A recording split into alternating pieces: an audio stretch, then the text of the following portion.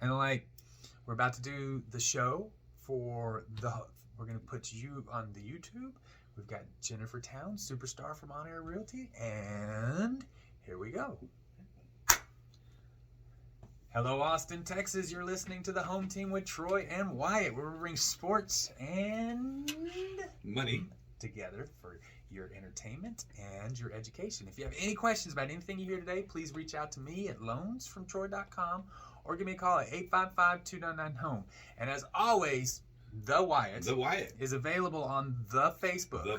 And that's the Home Team 512. And this segment is brought to you by Security National Mortgage, where we turn houses into homes by financing your American dream. You see how good playoff, because I just threw that at you. I like it. You did really well. Hey, we've been doing this for a little while. Yes. Right? I was like, you know what? I'm feeling, having a little extra coffee today. I'm feeling good. Let me just throw a pitch over there and see if he catches. I appreciate it. No, we match each other's energy. I'm hyperactive. He's hyperactive. Yes. My brains work that way. And so when this happens, we have to bring what I like to call the superstar of real estate. Yeah, yes. Yeah, right. Yes. And that, of course, is Jennifer Towns. I say JT, but JT. Yeah. Hi, everyone. Yeah, welcome. So, so your moniker is what? Your town's realtor. I love it. That's right. Yeah. There's a lot going on in the Austin area, Central Texas, really the whole country right now. I think this story's beat to death, but I'm going to say it anyways. There's a lot of misinformation out there right now.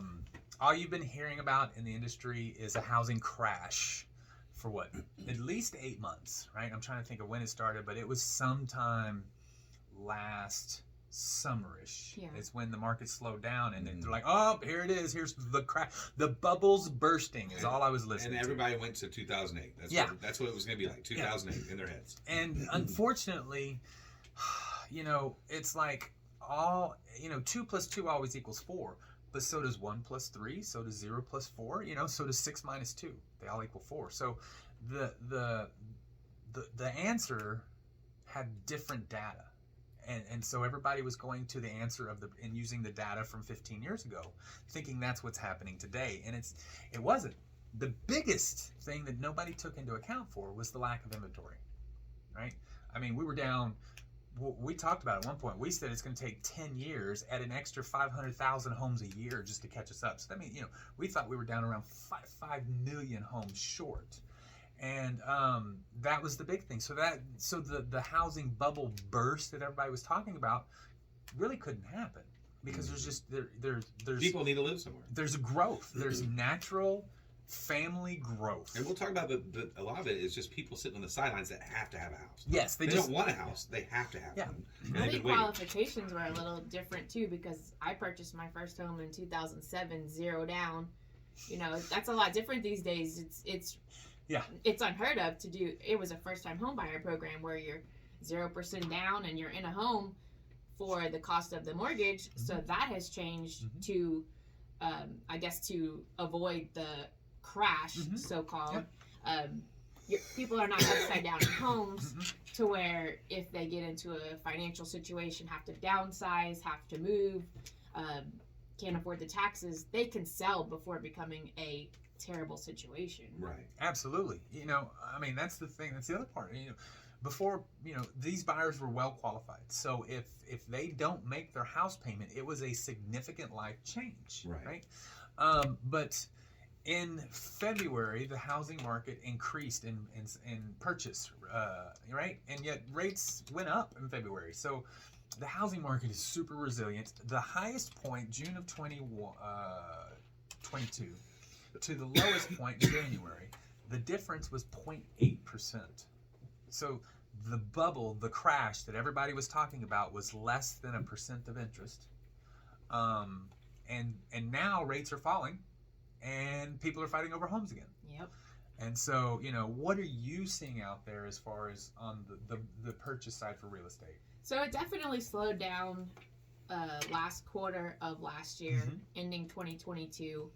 I think a lot of buyers got scared, and they were listening to the news about the housing crash. They're not going to continue to sit on the sidelines. People are getting antsy. They're ready to come back to the market. Things are changing. I think they're realizing interest rates are going to kind of remain around this point for a little bit longer, and they're like, okay, you know, I'm seeing everyone buy, I'm ready to do it. I've you know, been pre-approved for 4 months now, and I'm sitting here just watching the market, but they're ready to move.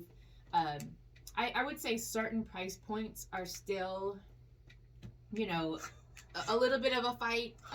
Let's just say $150,000 house in I don't know, Temple. You have one now. Yeah, What's something like that to happen? I listed a house yesterday at $100,000 and my phone is blowing up. So it's certain price points. Yeah.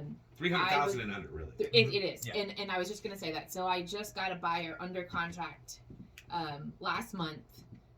You know, in a great city in Hutto, and this was our third offer, our third chance, where we were in multiple offers every time. Yeah. So it's anything under 300,000 if the home is in good location and good condition is where we're starting to fight.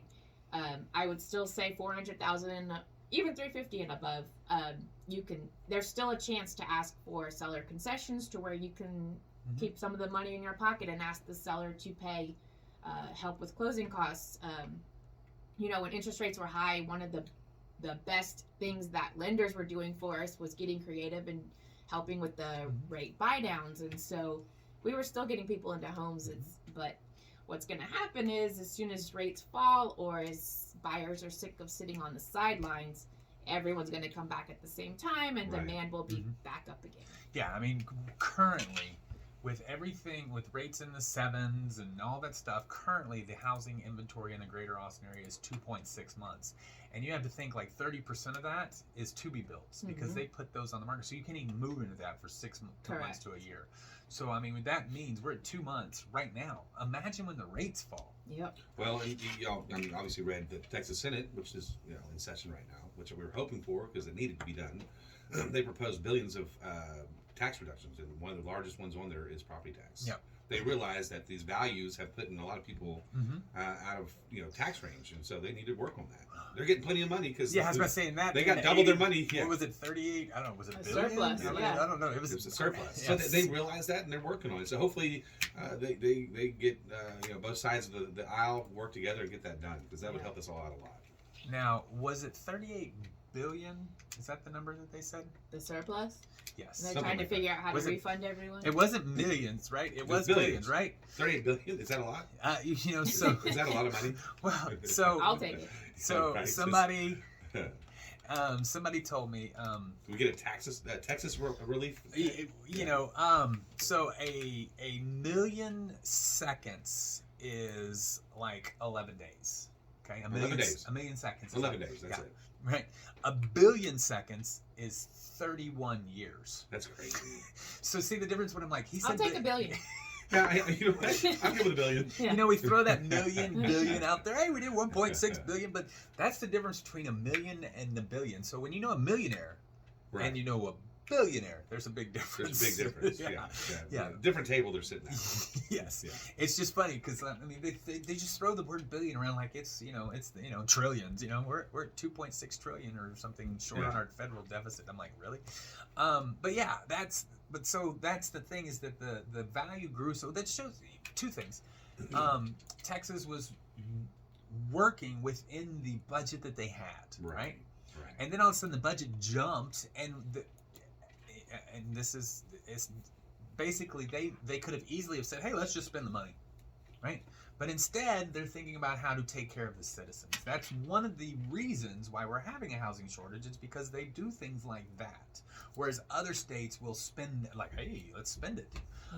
And so that's a benefit, and you know I think you should be thankful for that. This would be a good time to be a crooked lawmaker. Lots of money to hide. From my understanding, there are always good times to be a crooked lawmaker. I might be running for Senate next go.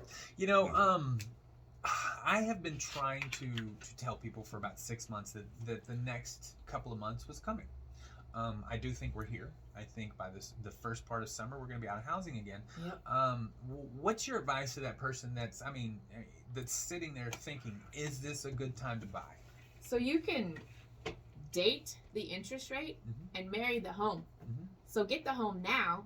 refinance when rates drop, because as soon as rates drop and we all come back to the market at the same time, we're all going to be fighting, which in turn, if it's anything like the last 2 springs, we're going to be paying more for the house. And whereas right now, straggler houses too. yeah, you can get a great deal. Then without fighting for the house, you'll own the home and then refinance when rates drop instead of having to offer your firstborn kid.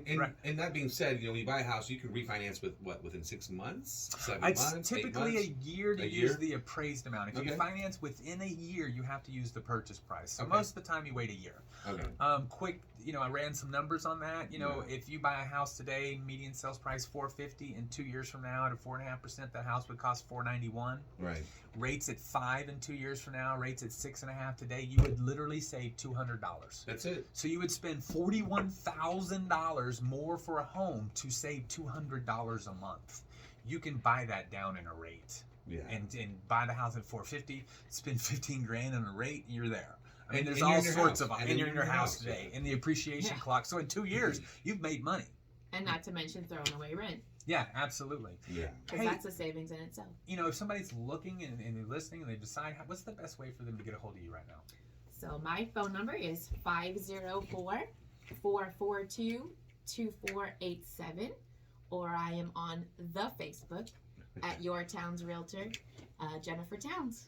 That is an OG LSU number right there. That is OG. Yes, great. Hey, it's been Always a a pleasure. pleasure. Thank you so much for bringing this. And if you have any questions out there, everybody else, she's just left her number. Please give her a call.